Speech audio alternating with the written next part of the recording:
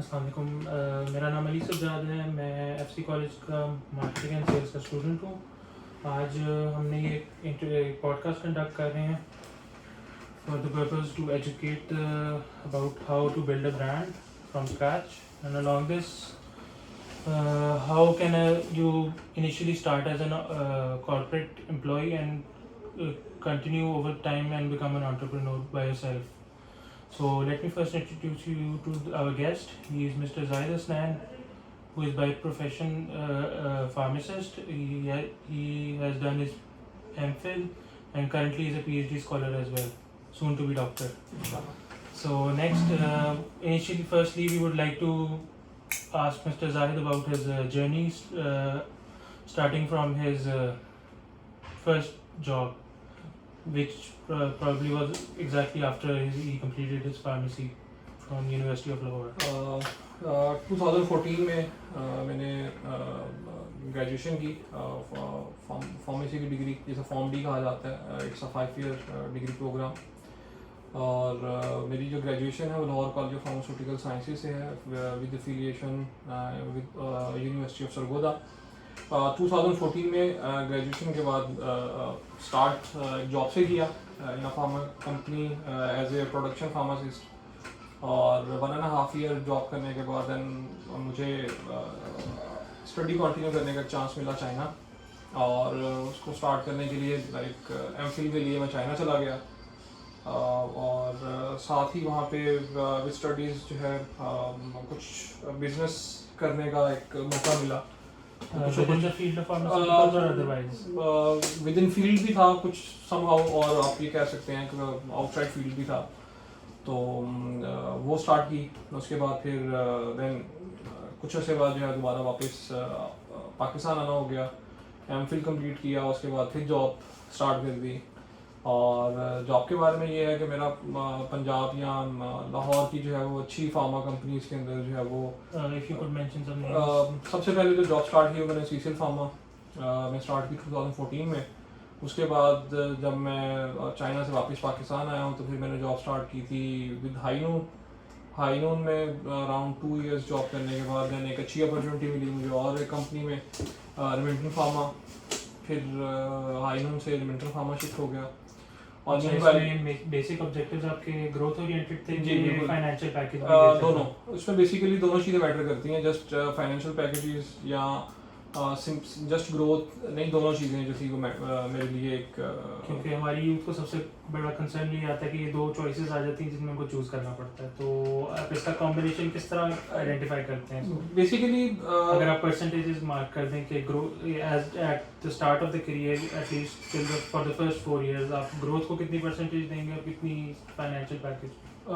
Start में जो मेरा अपना एक्सपीरियंस है, जो मेरा जिस तरह चीज़ों को मैं लेके चलता हूँ या मैंने देखा है मेरे अपने एक्सपीरियंस की बेस के ऊपर, तो यही है कि सबसे पहले तो आपको लर्निंग पे फोकस होना चाहिए। ऐसा एनवायरनमेंट देखना चाहिए जहाँ पे आपको लर्निंग हो। लाइक आप फ्रेशर हैं, जैसे आपका थ्योरेटिकल नॉलेज है, आपको कोई भी मार्केट का कोई ऐसा इतना आइडिया नहीं होता। समटाइम आपको ये भी आइडिया नहीं होता कि आपके लिए कौन सी फील्ड बेहतर रहेगी, किस फील्ड में आपकी ग्रोथ बेहतर रहेगी, या किस फील्ड में आप जो है वो जा सकते हैं। सबसे बेसिक चीज़ ये है। और हमारे जो मैं समझता हूँ कि गाइडेंस का भी थोड़ा सा एक फुकदान है कि हमें आइडिया नहीं होता कि हम किस तरह से किस फील्ड में जाएंगे और किस फील्ड में जाके ज़्यादा ग्रो कर सकते हैं, क्योंकि जो जहाँ कौन सी फील्ड हमारी पर्सनैलिटी के लिए सूटेबल है। तो एक ये भी एक बेसिक चीज़ है। तो मेरा मानना ये है कि सबसे पहले लर्निंग पर फोकस करना चाहिए। आपको जॉब लर्निंग, आपकी अच्छी लर्निंग है तो उसके बाद क्या है कि फिर आपको जॉब्स हैं वो खुद ही मिलती रहेंगी। और मुझे जो है मेरी किस्मत अच्छी थी, मुझे अच्छे टीचर्स मिले और अच्छी गाइडेंस मिलती रही उनसे। तो मेरे एक टीचर अक्सर ये कहा करते थे कि बेटा जब आप काम सीख जाओगे तो जॉब्स खुद ही मिलेंगी। और मैंने इस चीज़ को बड़ा सीरियसली लिया और फर्स्ट जॉब का इंटरव्यू दिया है मैंने। फर्स्ट जॉब पे सीवी ड्रॉप की है मैंने। उसके अलावा मतलब आप ये कह लें सीसीएल में जॉब जो कि मैंने सीवी ड्रॉप की है हाईनून में। उसके बाद जो मेरी सेकंड जॉब की थी मैंने सीवी ड्रॉप नहीं की, मैंने सीवी अपडेट भी नहीं की उसके बाद। तो अल्हम्दुलिल्लाह अच्छी अपॉर्चुनिटीज़ भी मिलती रही, उसमें करियर ग्रोथ भी मिलती थी और उसमें लर्निंग अपॉर्चुनिटीज़ भी मिलती रही। उसमें डेफिनेटली विद लर्निंग अपॉर्चुनिटीज़ आपको फाइनेंशियल भी देखने पड़ते हैं, तो ये भी एक बेसिक नीड है हमारी, तो ये भी जी। तो दोनों चीज़ों को देखते हुए तो मैं इन दोनों में 50-50% दूंगा। एक दफ़ा आपको 2 से 3 साल एटलीस्ट 2 से 3 साल जो है वो आपको अपनी लर्निंग पे फोकस करना चाहिए। उसके बाद फिर आप इस चीज़ पे सोचें कि अब मैं आप स्विच करूँ तो मैं अपने फाइनेंशियल्स को देखूँ, मुझे जहाँ पे अच्छी सैलरीज और अच्छे पर्क्स मिल रहे हैं और बाकी चीज़ें मिल रही हैं, तो फिर उस चीज़ पे जो है वो आपका फोकस होना चाहिए। और ग्रोथ भी इसी में है। नॉर्मली मार्केट ट्रेंड भी ऐसे ही है, जिसमें बेस्ड ऑन आप ये कह रहे हैं प्रीवियस एक्सपीरियंस या जो डिफरेंट लोगों को करते हुए देखा है, तो उसमें बेसिकली यही चीज़ है जो है हमें बेसिक। अच्छा, एज पर माई रिसर्च पहले आपने ज़्यादा जो आपकी जॉब्स थी वो थी थ्रू आउट बहुत वेल नोन नेम्स, जो कि बहुत बड़े नाम थे, जो कि एक आप किसी भी फार्मेसी पे जाएंगे आप उसका नाम लेंगे तो एक एवरेज पर्सन को पता होएगा। यस।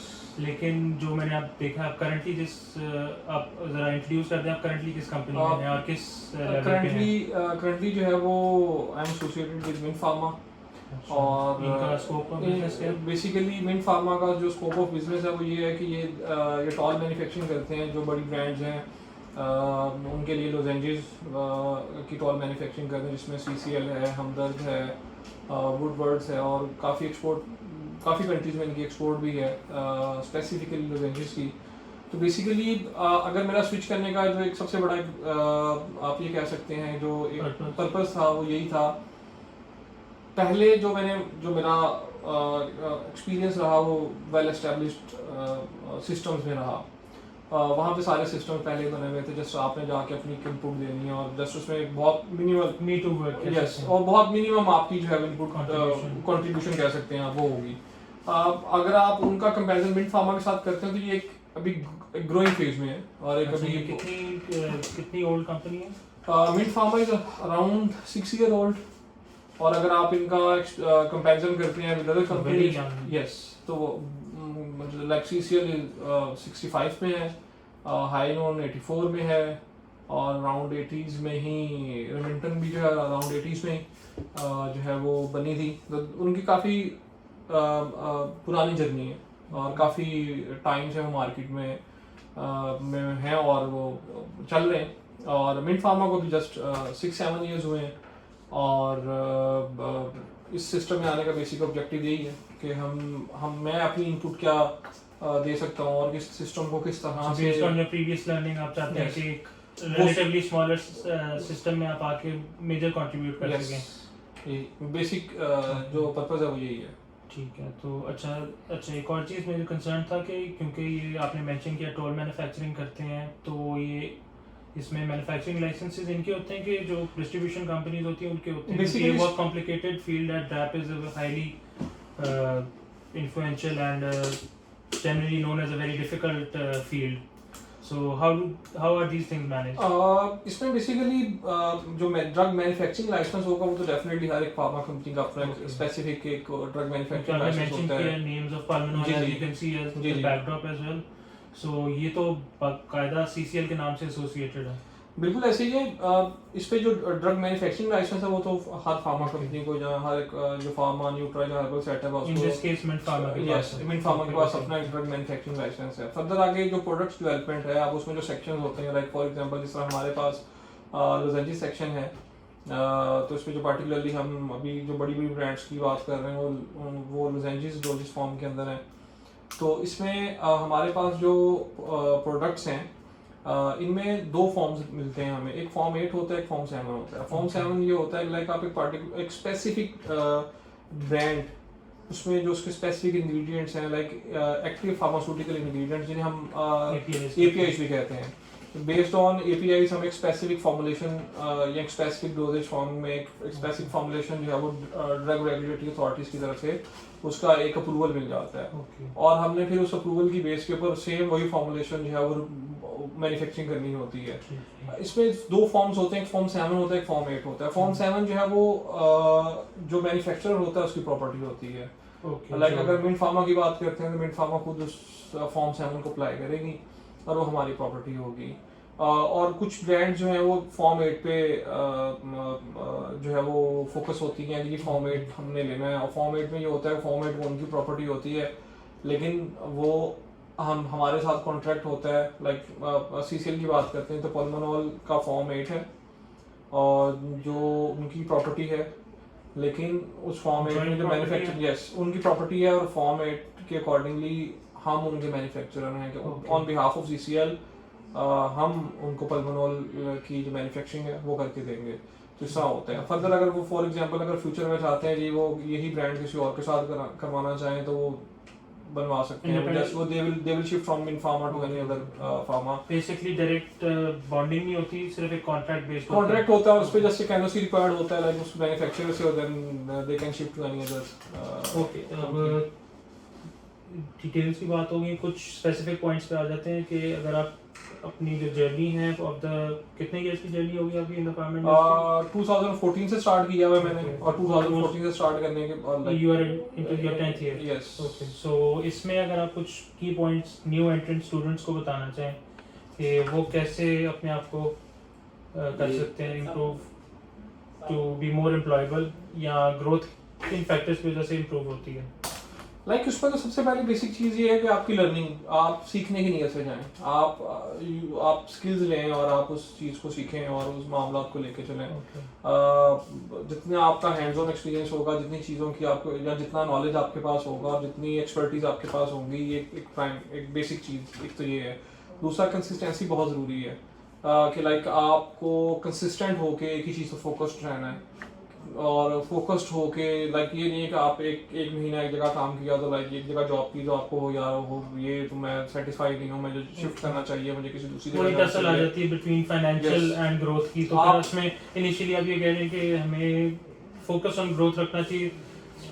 कुछ केसेस में हो सकता है कि फाइनेंशियल नीड ज़्यादा होती है तो कुछ एक्सेप्शंस भी हो सकती है, लेकिन आपका कहना है कि अगर आपको फाइनेंशियल बर्डन इतना नहीं है आप पे तो you can focus on the growth in the initial financial burden. तो खैर जो करंट सिनेरियो चल रहा है हमारा वो तो खैर शायद ही कोई ऐसा जिसमें फाइनेंशियल बर्डन्स ना हो बहरहाल, लेकिन एक स्पेसिफिक टाइम तक आपको कंसिस्टेंसी की बहुत ज़रूरत भी रहेगी और आपको एक जगह लाइक आपको स्टे टाइम होना चाहिए। अगर आपका फॉर एग्जांपल किसी ग्रुप के साथ या किसी जॉब के ऊपर आप प्रॉपरली टाइम नहीं देते या प्रॉपर एक टाइम पीरियड, एक specific time period for example 2-3 years जो है वो परमानेंटली वहाँ पे जॉब नहीं करते, तो मेरा मानना ये है कि आप प्रॉपरली सीख ही नहीं पाएंगे। लाइक आप एक सेटअप में 6 महीने काम किया, आप उस सेटअप के कुछ अपने मामला आते हैं, आप दूसरे सेटअप में जाते हैं तो वहाँ के कुछ अपने मामला आते हैं, उससे नेक्स्ट सेटअप पे जाएंगे तो उसके कुछ अपने मामला आते हैं। सेटल होने से पहले अगर आप चेंज कर लें तो आप कुछ भी नहीं आपको एटलीस्ट 6-7 महीने 1 साल तो आपको उस जगह में एडजस्ट होते लग जाता है, फिर आपकी लर्निंग स्टार्ट हो रही होती है। इंडक्शन पीरियड ही गुजरता yes, था तो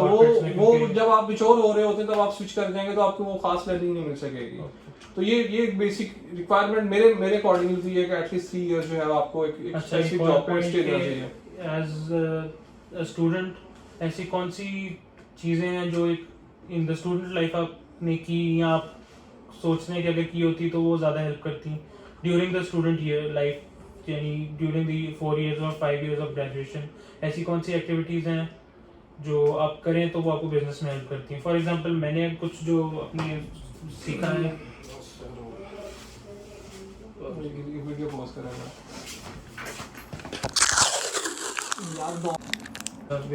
सो हम बात कर रहे थे स्टे टाइम की, आपने मेंशन किया, और उसके अलावा हम बात करने लगे थे कि कौन से स्किल्स हैं, कौन सी एक्टिविटीज़ हैं, नॉट स्पेसिफिकली बिजनेस एक्टिविटीज़, कोई ऐसी activities for example as I learn from few teachers of mind that आप इन एनी केस आप अपनी सराउंडिंग्स को ऑब्जर्व करें, आप market if even you have the support from the family आप खुद जाएँ मार्केट विजिट करें, इस तरह सी चीज़ें।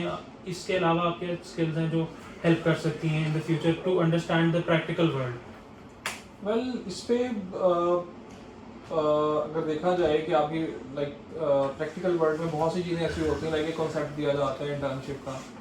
जब आप स्टूडेंट होते हैं तो आपके अपने internship is a very common term, लेकिन बहुत मिसअंडरस्टूड टर्म है, इसको वो सिर्फ for the sake of it किया जाता है। अदर देन इंटर्नशिप्स क्या चीज़ें हैं जिसको आप रिकमेंड करेंगे? बेसिकली बेसिक जो कॉन्सेप्ट है इंटर्नशिप का यही है, लाइक आपकी एक अंडरस्टैंडिंग डेवलप हो सके, लाइक प्रैक्टिकलिटी क्या है, किसी आपका जो एक थ्योरेटिकल नॉलेज है या आप जो स्टडीज़ कर रहे हैं वो उस चीज़ की प्रैक्टिकलिटी क्या है।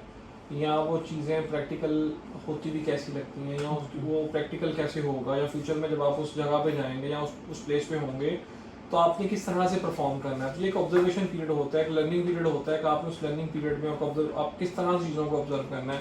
हमारे यहाँ पे जस्ट बेसिकली ये जैसे फॉर्मेलिटी लिया जाता है। लाइक अगर मैं अपनी बात करता हूँ तो हमारे डिफरेंट स्टेजेस पे डिफरेंट सेटअप्स के अंदर उसमें इंटर्नशिप जो है उसकी एक रिक्वायरमेंट थी। तो बहुत से मेरे क्लास फेलो सीनियर जूनियर्स ये करते थे, जस्ट वो सर्टिफिकेट के लिए इंटर्नशिप करते थे या जस्ट सर्टिफिकेट लेते थे और दैट्स इट। वो लोग जिन लोगों ने प्रॉपर इंटर्नशिप की हुई है डेफिनेटली वो अपनी अपनी उस जगह पर बहुत उनकी अच्छी एक अंडरस्टैंडिंग भी रही है और बहुत अच्छे तरीके से इस्टेब्लिश भी है। तो मेरा मानना है यही है कि सबसे पहले बेसिकली ये जो इंटर्नशिप का कॉन्सेप्ट है इसको प्रॉपर्ली फॉलो किया जाए और उसको जो उसकी रिक्वायरमेंट उसको लेके चले तो आई बिलीव कि ये हमारे लिए जो है बहुत बेनिफिशियल रहेगी चीज़, स्टूडेंट्स के लिए जो है बहुत बेनिफिशियल चीज़ रहती है। बेसिकली इंटर्नशिप को अगर आप दिल से और अच्छी तरह करें तो दैट इज इनफ बिल्कुल ऐसे ही है for a fresher to have an upper hand in the बिल्कुल सही कह रहे हैं। अच्छा, और इस पे एक चीज़ और भी है, बहुत से स्टूडेंट्स ऐसे हैं जिनको देखने जो मैं ऑब्जर्व करता हूँ और मेरे क्लास में भी कुछ ऐसे स्टूडेंट्स थे। बेसिकली जो हमारी यहाँ पे मतलब पाकिस्तान की अगर बात की जाए तो बहुत से स्टूडेंट्स ऐसे होते हैं जो फाइनेंशियली बहुत वेल ऑफ नहीं होते, तो उनको बहुत सी चीज़ें साथ साथ as a part time job के तौर पे करना पड़ती हैं। बहुत से स्टूडेंट्स हैं जो बहुत से डिफरेंट जॉब्स वगैरह पार्ट टाइम पे करते थे सो दैट कि वो अपनी जो फाइनेंशियल रिक्वायरमेंट्स हैं, नीड्स हैं, उनको पूरा कर सकें, अपनी फ़ी वगैरह पूरी कर सकें। तो ये चीज़ भी काफ़ी हद तक जो है ना आपको उस प्रैक्टिकलिटी की तरफ लेके जाती है, आपको प्रैक्टिकल चीज़ों की समझ आ रही होती है कि लाइक आपने जब जॉब में जाना है या आपने जब फील्ड में जाना है, स्टडीज़ के बाद बहुत से लोग ऐसे होते हैं जो बिजनेस में जाना चाहते हैं, बहुत से लोग ऐसे होते हैं जो जॉब्स में जाना चाहते हैं।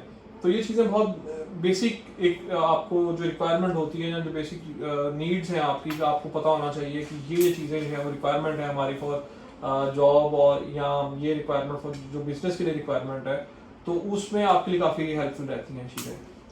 अच्छा, एज वी डिस्कस्ड अर्लियर आपने कि काफ़ी डाइवर्सिफाइड आपकी प्रोडक्ट पोर्टफोलियो है, स्किनेस के नाम से आपका ब्रांड विजिबल है। अच्छा, तो ये आपने किस वक्त शुरू किया? इस ब्रांड को स्टार्ट किए हुए मुझे अराउंड 1.5 ईयर हो चुका हुआ है। इससे पहले कुछ और बिजनेस भी ट्राई किए। लाइक आफ्टर माई ग्रेजुएशन शौक बहुत था बिजनेस का कि बिजनेस किया जाए, लेकिन बिजनेस के लिए बहुत सी चीज़ें और एक विजन होना बहुत ज़रूरी है, एक फाइनेंशियल बैकग्राउंड स्ट्रॉन्ग होना ज़रूरी है, या एक आप ये कह रहे हैं कि आपके पास एक कैपिटल इन्वेस्टमेंट होनी चाहिए जिस पे आप उसको basic expenses to run a kitchen होने चाहिए जिसके बाद आप एक्सपेरिमेंट कर सकते हैं। यस, और बिजनेस को स्टार्ट करने के लिए डेफिनेटली कुछ एक स्पेसिफिक अमाउंट या कैपिटल तो चाहिए जिसकी बेस पे आप बिजनेस स्टार्ट कर सकें, स्पेशली कंसीडरिंग पाकिस्तानी एनवायरनमेंट जहाँ पे आपको बैंक लोन्स नहीं मिलते। बिल्कुल ऐसे ही है। खैर बहरहाल बैंक लोन्स भी अगर मिल जाते हैं तो डेफिनेटली बैंक लोन्स भी किसी बेस पे मिलेंगे, और मिलेंगे तो उसके आपको आपने उसकी इंस्टॉलमेंट्स जो है वो किस तरह से करनी है। लाइक फॉर एग्जांपल मेरा बिजनेस फैमिली से कोई लिंक नहीं है, अगर मैं 2-3 जनरेशन देखूं अपनी तो उसमें सारे जॉबियंस ही हैं, कोई या फार्मर्स हैं या जॉबियंस हैं। तो हमारी फैमिली में किसी का बिजनेस से कोई ताल्लुक जो है वो नहीं है, और उस पर बेसिकली जो है वो यही एक मुझे शौक था। Basically introduce your brand for the उस पर जो है बेसिकली स्किनेस ब्रांड नेम है, और इसमें जो है जो बेसिक कॉन्सेप्ट है हमारा या स्किनेस का कॉन्सेप्ट है वो यही है। हम इसमें ऑर्गेनिक स्किन केयर प्रोडक्ट्स की जो है वो टर्म यूज़ करते हैं। इसमें ऑर्गेनिक से मुराद ये है कि इसमें जो इंग्रेडिएंट्स हैं ये बेसिकली हमारी कोशिश होती है कि हम नेचुरल सोर्स से ये इंग्रेडिएंट्स लें या नॉन सिंथेटिक APIs लें और उनसे प्रोडक्ट्स को जो है फॉर्मुलेट करें और देन इसको मार्केट करें। अल्हम्दुलिल्लाह काफ़ी अच्छा एक्सपीरियंस रहा मेरा और काफ़ी अच्छा इसका रिस्पांस है मार्केट में अल्हम्दुलिल्लाह, काफ़ी अच्छी। आपके मीडियम्स ऑफ सेल क्या है? बेसिकली हम लोग जो मीडियम स्टार्ट जो मैंने किया था वो स्टार्ट था थ्रू सोशल मीडिया मार्केटिंग, और सोशल मीडिया मार्केटिंग को लेके जो है हम लोग चल रहे हैं। और मीनवाइल साथ साथ एक टर्म यूज़ की जाती है रीसेलर्स के बाद फिर प्लेसमेंट्स पे वर्किंग कर रहे हैं। लाइक हमारे कुछ बिजनेस पार्टनर्स हैं जिनके आउटलेट्स पे हम अपनी प्रोडक्ट्स की अवेलेबिलिटी स्टार्ट कर चुके हैं, और मीनवाइल कुछ ब्यूटी सैलून्स हैं जिनके साथ हमारे B2B टर्म्स हैं। तो बेस्ड ऑन दैट हम उनको अपनी प्रोडक्ट्स प्रोवाइड करते हैं। इस तरह से हम जो है डिफरेंट चैनल्स को यूज़ करते हुए हम अपनी sales Considering करते this हैं। brand, is this your long run objective or if you plan it to be a side hustle for long run? Plan तो यही है कि इसको जो है वो लॉन्ग टर्म लेके चला जाए। In the longer run, do you plan to completely shift to a cosmetic brand or you plan to do both things, a corporate job and a business parallelly or मेरा जो objective है वो यही है कि मैं 100% जो शिफ्ट हो जाऊँ अपनी इस ब्रांड की तरफ। now you have learned all the skills from the Yes. industry and you plan to Yes. apply them on your business? Yes, बिल्कुल ऐसे ही है। What if I would ask, what is your age? 31। Okay, not very old. Yes. So it will be. Do you think, as you may have seen, I have also seen many people trying to shift from employment to entrepreneurship at a later stage. Generally, 45 is a very common stage when midlife crisis hits, and people start to realize that I am earning for someone. Why not I earn it for myself? So, what do you say about that strategy? Although you have not reached that stage, but you have probably preempted that stage and working on it on an earlier stage. हर एक like हर इंसान का अपना अपना एक style कह सकते हैं, अपना अपनी एक सोच या अपना अपना एक विजन कह सकते हैं आप। तो शायद कुछ मुझे, जैसा मैंने पहले मेंशन किया कि मुझे स्टार्ट से ही इस चीज़ का क्रेज था, तो दैट्स व्हाई शायद। Another question: why specifically the cosmetic industry? Interest की बात है, लाइक मुझे स्टार्ट से चीज़ बहुत इंटरेस्टिंग लगती थी और बहुत ज़्यादा फैसिनेट करती थी। Considering you have been into hardcore pharma, Yes, but is it relatively easier in terms of regulatory issues or no, is it equally well regulated? currently अगर देखा जाए तो इस पे कोई रेगुलेटरी इतनी ज़्यादा स्ट्रिक्टनेस नहीं है, लेकिन फ्यूचर में होपफुली जो है वो होगा। और मैं समझता हूँ कि बहुत, अगर मैं अपने सराउंडिंग में देखता हूँ तो बहुत से ऐसे लोग हैं जो मतलब जिन देखा जा सकता है कि वो इस कॉस्मेटिक फील्ड में है, बट वो जनरेशन टू जनरेशन शिफ्ट हो रहा है। लाइक वो उसमें इतना इनोवेट नहीं कर रहे, बहुत अच्छा काम कर रहे हैं। As you can see, आपकी जो serum packings हैं ये they seem to be of an international brand. इस पे जो है बेसिकली अगर देखा जाता है तो इस पे जो डिफरेंट ब्रांड्स की कुछ डिफरेंट प्रोडक्ट्स होती हैं। लाइक अगर सीरम्स की बात करते हैं तो अगर विटामिन सी सीरम है तो वो एक स्पेसिफिक ब्रांड का बहुत फेमस होगा। हाइलुरोनिक एसिड की बात करते हैं वो किसी और ब्रांड का बहुत फेमस है। तो हम हमारी कोशिश ये होती है लाइक वो हम अभी फिलहाल करंटली जो है वो क्या है, हम मी टू।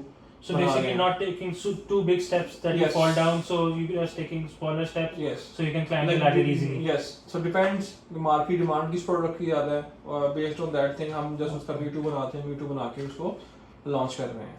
तो ये बेसिकली जो है हमारी कंपनी की एक स्ट्रेटजी है जिसकी बेस के ऊपर हम लोग अपनी प्रोडक्ट न्यू लॉन्च भी करते हैं और प्रोडक्ट मार्केट भी कर रहे हैं।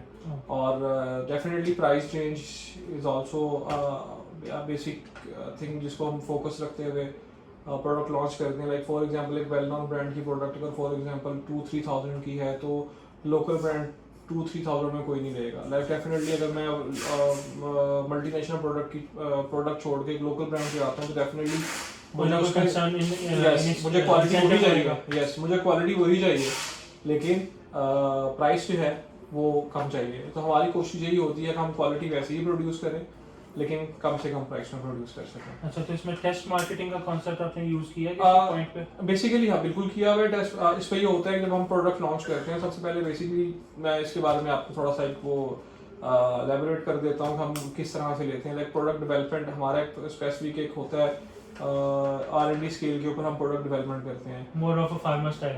Yes, similar to that. हम प्रोडक्ट डेवलप करेंगे, प्रोडक्ट डेवलप करके उसकी स्टेबिलिटी स्टडी और केमिकल, फिजिकल और ऑर्गेनोलेप्टिक प्रॉपर्टीज टेस्ट करेंगे। इसके लिए रेफरेंस स्टैंडर्ड हमारे पास क्या होता है, लाइक हम किसी बेंचमार्क रखते हैं एक प्रोडक्ट को। लाइक फॉर एग्जांपल मैं XYZ किसी ब्रांड की एक product, like for example L'Oréal की एक प्रोडक्ट लेता हूँ, वो ब्रांड लीडर है, मैंने उस प्रोडक्ट को चूज़ करना है, उस प्रोडक्ट का Me Too बनाना है, तो हम अपनी प्रोडक्ट के सारे parameter similar to that product जो है वो क्या करेंगे, वो उसकी अपनी R&D लैब में उसकी सारी वर्किंग करेंगे। करने के बाद उसकी टेस्टिंग करेंगे। अनटिल अनलेस जब तक हमारे सेटिस्फैक्टरी रिजल्ट नहीं मिलते हम वो प्रोडक्ट टेस्टिंग पे नहीं लेके जाएंगे। Once product is similar to that product, उसके बाद फर्दर आगे जो होता है वो क्या है कि हम फिर मार्केट टेस्ट करते हैं। अच्छा, नई प्रोडक्ट को लॉन्च करते हुए आप कोई फ्री सैम्पलिंग और इस तरह के कॉन्सेप्ट को यूज करते हैं? जी बिल्कुल बिल्कुल होता है, सिर्फ push through the social media. Basically इस पे होता है बिल्कुल ऐसे ही है। और आप देखें अनटिल अनलेस जब तक आपके पास अच्छे रिव्यूज नहीं है तो आप प्रोडक्ट सेल नहीं कर सकेंगे। तो प्रोडक्ट सेल करने के लिए definitely people are very much concerned about this thing. कोई भी प्रोडक्ट इसी तरह से आपकी सेंसिटिव इशू यस अपनी स्किन पे अप्लाई नहीं करेगा। पर सबसे पहले उन्हें रिव्यूज चाहिए, रिव्यूज के बाद फर्दर आगे वो आपकी प्रोडक्ट जो है वो यूज़ करते हैं। तो रिव्यूज़ के लिए डेफिनेटली आपको फ्री सैम्पलिंग भी करनी पड़ती है, पेड सैम्पलिंग भी करनी पड़ती है।